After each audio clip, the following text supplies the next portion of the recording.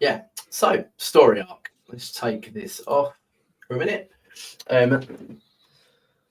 So I I'm not I was a little bit I was pleasantly surprised by this because when season one finished, I come away from it thinking, do you know what? That was actually really good. That was much Mm. better than I thought it was ever going to be.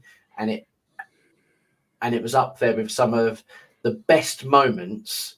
Like I feel like the series as a whole, season one, was on par with the very best moments of Camp Cretaceous as a whole. Yeah. So that's how much the standard went up and the quality. And that's visually as well. I'm talking about all over the place. And I think I just prefer these characters as adults as I do than I do as Mm. kids. I just think they're just better. They're just better as written.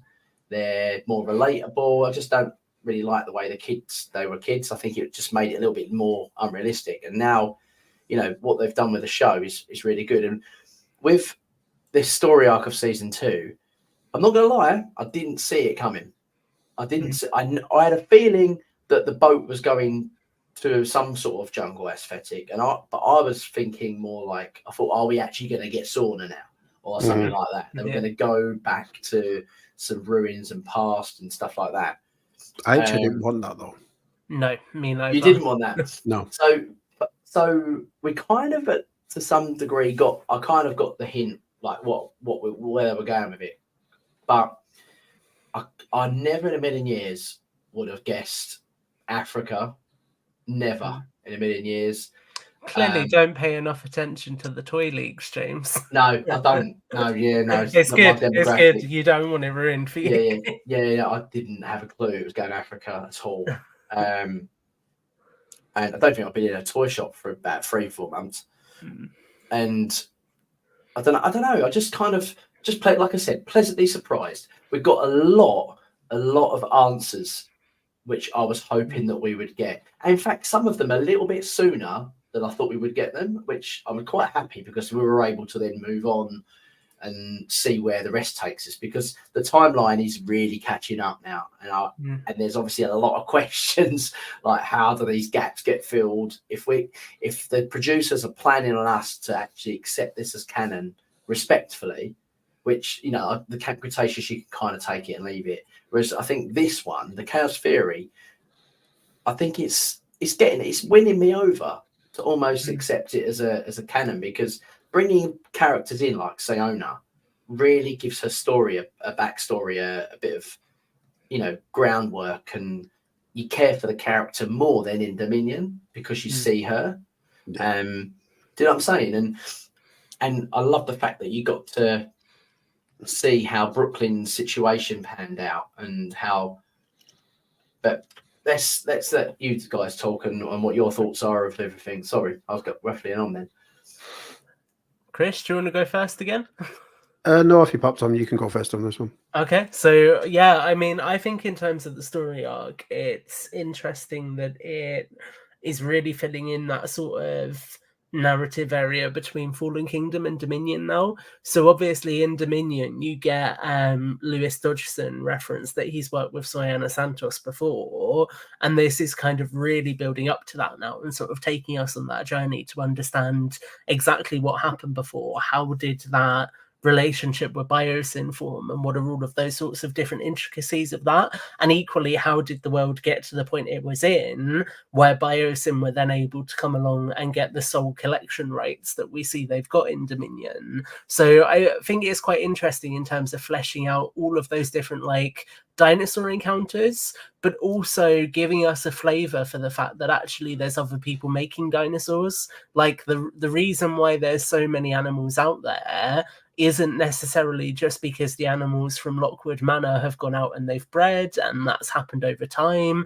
It really is a case of actually there's other people who are taking advantage of this situation and almost the smoke and mirrors that it's brought with it to really now experiment with this technology. Now it's fully out in the wild, and obviously let creatures out into the world, which I think for me does a lot of stuff that sort of makes me feel a lot more comfortable with, where the Jurassic universe is come Dominion, because that then perfectly explains why there's dinosaurs that we've never seen before, while there's other creatures, because actually this isn't just an in-gen game anymore. There's a lot more people doing this stuff. Yeah, I think it's that's the thing with this story. It's like it's they've got to be very careful how they deal with it, haven't they? Yeah. That's the thing. Like when it comes to any of like the stuff that, especially the stuff that kind of that could potentially link with a movie in any way, they've got to be really careful. And so far, I think they've done well. Yeah. Like I'm not. Like, for example, the only way I can sort of describe this is, can I picture Alan Grant and Dr. Malcolm in a universe where them kids from Camp Cretaceous were? And I'm like, I can't know, because it just seems so far away from anything that we know about any of the movies, especially the first three. It just doesn't remotely seem related to at all whatsoever. With this, can I see those two characters appearing in this sort of universe? Absolutely. So I kind of think like that's where I look at it, as where this story is capturing me, Tom. This is the thing. I'm finding that I'm wanting to watch the next one. And, you know, you've got that constant cliffhanger type ending.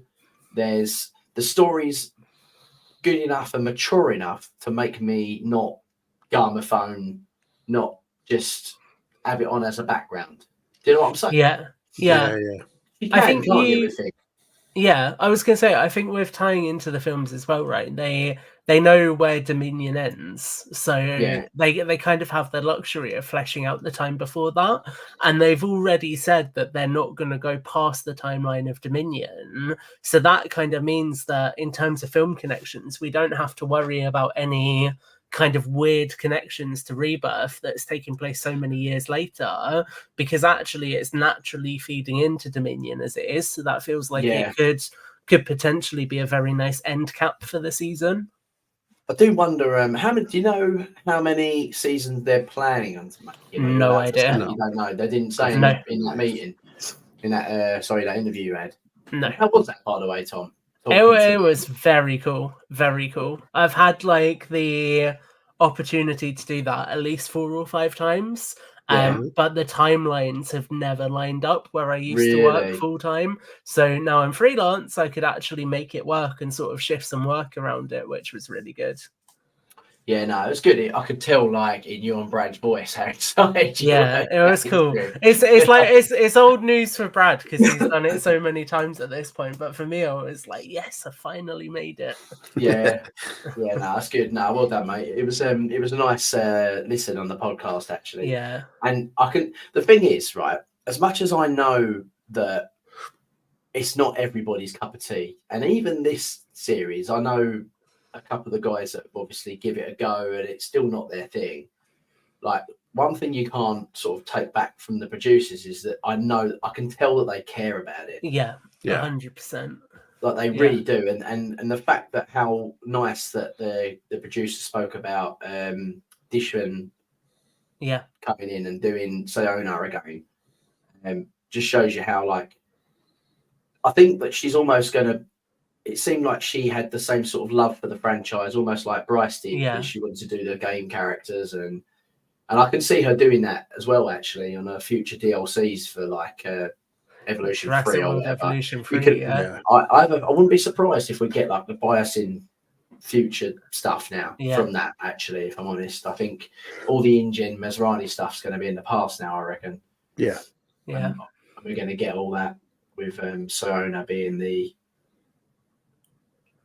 baddie, I guess, in it, sort of creating stuff. Well, it depends on what happens with Rebirth, though, right? Because they might just decide to double down on focusing the game on the Rebirth timeline, and then it could be very different to anything. It would make sense, like, but I'm happy for them to do what they did, because I wasn't a huge fan of Dominion. So, I mean, as long as it doesn't like poo all over it, to the Yeah. point where it makes you not even want to bother watching it. I don't want that.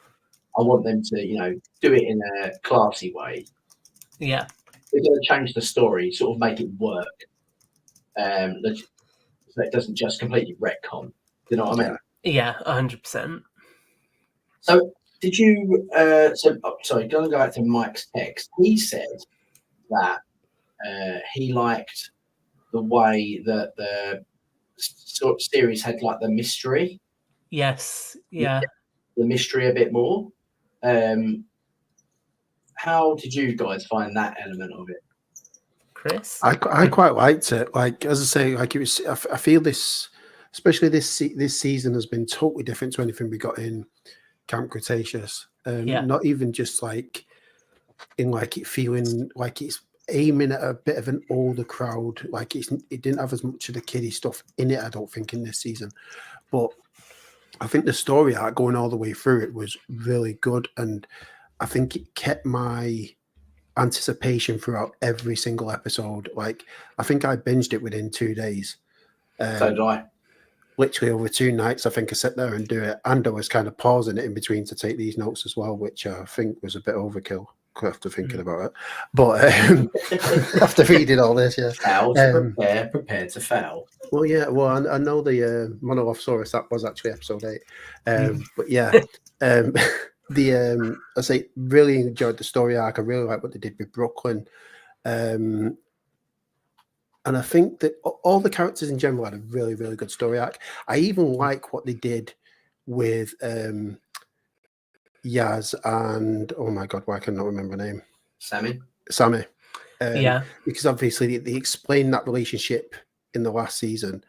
And I feel in this season, they didn't have to explain anything. They just let it play out. Yeah, it seemed a lot more natural, didn't it? And that's the thing. It wasn't thrown in your face. It wasn't like we got it. We get it. That, they're a gay partnership, which is great. It's fine. There's no problem with that at all. Like, I think it's good. And I think actually Camp Cretaceous handled it really well as well. Yeah. Considering really the did. demographic of the time of like who the audience were, I thought they handled it quite well as well. Talking about a character demographic. If you're old enough to get it, you get it. If you're not old enough to get it, you won't get it. And I think that's perfect. That's all it's needed. It's the best way to do it, because then you can just get on with the storyline without it having to be a big deal. And it didn't impact the story. And if anything, it strengthened it. It added it to it because it was the extra fear she had for that reason. Absolutely. And it made the stuff between Darius and Kenji as well. Like the heat and stuff between those two. Yeah, the tension between both of them. Yeah. Like the arguing constantly all the way through it. I think Kenji was just angry at most people at some point in every episode. Ben for hiding stuff, and I say I loved Ben's story arc with the whole going off to like text and stuff like that. I found that really irritating though. Did you? Because if you're Ben, you're just gonna tell them, aren't you? Like, I felt it like frustrating. I liked it, but I felt it frustrating. I guess it's a tricky one though, isn't it? Because it's like I don't know what I would do in that situation, because I think thinking about his perspective, right? He's just seen a video. Especially in our day and age, it's very easy for a video to be different to what it actually is. Yeah. So you're kind of like, if I get this wrong and I'm telling people that somebody we think is dead is alive and then she's actually still dead, nobody's going to ever talk to me again. Okay. I will counter this, right? But then if you show them the video, they can all then just agree or disagree. I think that's fair point. I think that's been tampered with. Oh my God, that she is alive. That looks like that's her. And then, if anything, you've got moral support. By them seeing the video, it's not putting them in any more danger. I don't think, because, regardless of them seeing the video, they still got attacked by a Suchomimus. They still got attacked by a hippopotamus. They still got attacked by the what's the other one? The Sucho. No. Barry? No. Yeah. No. The Majunga. Majungasaurus. they still got attacked by. We'll just reel off every dinosaur till James does. Yeah, that's the one. Yeah, still got. Like, I mean, it made no impact on their stakes. Yeah, of them not knowing this information. Them knowing the information actually would have just made them sort of get their arse in gear and got to the point a bit sooner. So if anything, Ben holding back that information slowed them down. Yeah, and maybe that's what they were going for. I don't know, but I just thought it frustrated me because I'm thinking that's what I was thinking. It's not going to save them any less. Like, who are they saving them from? Just say, oh no, that's it. People hunt them down. I'd rather be hunted down by people than I would by dinosaurs. You know what I mean? Like, I mean, I think the only character, as I say before, that I really had issue with was the whole prolonging of Kenji. Like, literally, my notes say episode 1, 2, 3, 4, 5, 6, 7, 8. Literally, in every episode, Kenji's still got issues. Like, eventually, he kind of gets over it. But I say, I think that went on a bit long. But other than that, like, yeah, I don't like his haircut either. Bless him. It's like your haircut. No, but I mean, it reminds me of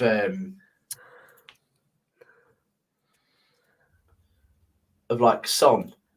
I always get very nervous when you're about to make a reference to something, James. You're on about Son from Tottenham. Son from plays for Spurs. Oh, I'm gonna have no clue. Are you not? No. Oh. I mean, I get why you say that.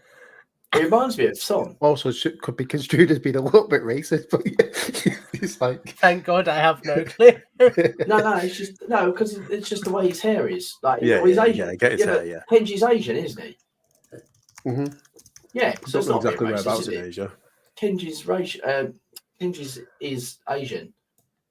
So Tom's looking at Son from Tottenham. Literally. S-O-N.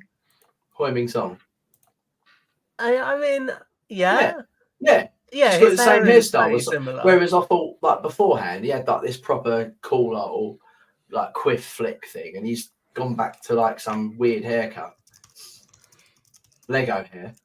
But yeah, no, anyway, get back to the point. Way off topic. Yeah, so the story arc of season 2 is interesting, and it ends on a very interesting point of where the characters eventually get to see Brooklyn. Yes. Finally, she's alive, and they're faced with that actual reality. And I get why Kenji is furious with Ben. I get that because, if it's someone like that I'm in love with, I get that. I don't think he's betrayed him. I think it's more of just the fact that why would you not tell me? Like, what? Yeah, exactly. Like, what? Like, it's not necessarily, Ben trying to keep it a secret so Kenji doesn't find out. I think it's more of. I think it's the lack of empathy, isn't it? Because he took that a bit personally. Kenji, like that is somebody that he's been in a relationship with. Obviously, he's going to care if that person is still alive, and he's probably still mourning as well. Yeah. Like, you'd want to know if your mum or your dad or your brother or anyone was still alive that you loved, wouldn't you? And yeah, exactly. So I get his anger a bit, but I also think that he needs to not take it personally. Like, they're all in the same boat. Yeah, one character we haven't mentioned actually is, I don't think we have anyway, the Brooklyn's friend at is it DPG? Yes, Ronnie. Yeah. Ronnie. Oh, yeah, the lady, the one that was with Darius. Yeah. That's a cool. Yeah, it was cool that she had a bit of a backstory. Yeah. Interesting one as well. Yeah, I also like the whole Brooklyn and Darius confession of love, awkwardness. That was quite a cool scene on the bench. I did like that. Yeah, it added some cool tension between their characters, and I liked how they with Ronnie as well. They brought Jensen back for a scene with him breaking into the house as well. Yeah, because that was just quite a cool way of saying, okay, clearly there's people in the DPW who weren't connected to this, and Ronnie is one of them. And it also actually does a really cool thing that I wasn't expecting it to do, which is explains why it's the US Fish and Wildlife Service looking after the dinosaurs in Dominion. And that's because they say that the DPW got disbanded after Cabrera was uncovered. So I thought that was just a nice added connection that they didn't need to make, but they did. Very subtle one as well. Because it's like you said, it's like, I remember on your spoiler-free review, yes, you were saying how many of the story elements get sort of resolved. Yeah, exactly. You find out lots of, and I had that was playing on my mind the whole time I was watching this, Tom, actually. Yeah. And I was thinking, Tom said some things get so, and then we found out about Brooklyn, and I was like, yes. And let's talk about I was about to say that was so good, knowing like all the backstory about how that actually went down. Is that class as a story? Yeah, it is. I guess it is. Yeah. Before we move on to the dinosaurs, Brooklyn's story of how she got injured. I'm so glad it wasn't Allosaurus. Like, I'm so glad, because the whole time I thought she got taken out by an Allosaurus and she only lost an arm. I was just like, they're stupid. Like, what? That's never going to be the case. We've seen about 4 people be like eaten and taken out by Allosauruses in the last 2 movies. That surely she didn't get away with an arm being bitten off. And that, how it got healed, and how she was helped to get healed with Robbie and stuff like that. Like, it was such a good kind of way to tell that story. Yeah. And you know, another thing I liked about this series is it showed the struggles of people with disabilities. Yeah. And it showed how she kind of had to learn to have this new arm, and she'd do things out of habit and then realise she hasn't got her arm there now. Yeah. And I thought that was really nice, obviously, because there are probably people, children and adults that go through these amputations and things that have to deal with similar things in real life. And I thought that was a great little bit of story that they added. And it wasn't needed either, was it? But they did it, and it's great. Yeah, they handled it really well. And I think actually going to the extent of obviously getting Kirsten Kelly to play Brooklyn, who has that real life experience. Yeah. She advocates a lot around the challenges that people with limb differences, which is how she refers to it, face. Yeah, absolute genius. So then using it to actually raise awareness about that as well, having a behind the scenes section that was entirely focused on talking about how they wrote that, I think is really, really nice, because that's actually exactly the kind of conversations you need to have. I remember I put a comment on one of the DreamWorks posts actually, and was like, when you have conversations about like mental health, for example, what you really need to do is just normalize it so that the stereotype is broken down. And it's exactly the same for issues like this. The more you put it in media and the more you get people to talk about it, the more it feels normalized. They could even joke about it, because I'm sure I remember one point in one of the episodes where Ronnie was just like joking with Brooklyn about, how's the phantom limb?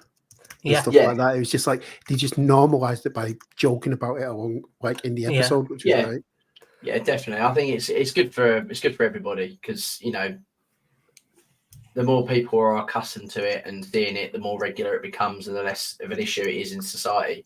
So it's good for everybody.